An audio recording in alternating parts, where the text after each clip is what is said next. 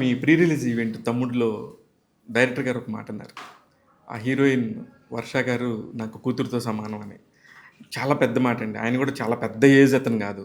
చాలా middle age కుర్రోడు. ఆయన ఆ మాట అన్నప్పుడు నాకు చాలా మంచిగా అనిపించింది. ఒక హీరోయిన్‌ని తీసుకునే వార్మ్త్ ఏదైతే ఉందో అది నాకు వేణు శ్రీరామ్ గారిలో కనిపించింది. మీకెలా అనిపించింది? అది ఒక పెద్ద విషయం అండి. లైక్ నా కూతురు దాకా అని చెప్పేది ఒక పెద్ద విషయం. అండ్ సార్ స్పాట్లో స్ట్రిక్ట్‌గా ఉంటే కూడా he is a very caring person. And సార్‌కి అందరూ చుట్టూ ఉన్న వాళ్ళందరూ హ్యాపీగా ఉండాలి. బట్ సార్‌కి సార్ ప్రాజెక్ట్ కూడా అంతే ముఖ్యం. Correct. Very passionate film maker. So sir తెలుసు మనకి అందరికీ అక్కడ లొకేషన్‌లో ఇబ్బంది అవుతది. అండ్ చాలా ఏంటి డిఫికల్టీస్ వస్తది అని. కానీ he had to do it. తర్వాత he would show that fatherly side. And నేను చాలా చాలా హ్యాపీ సార్‌తో వర్క్ చేసినందుకు.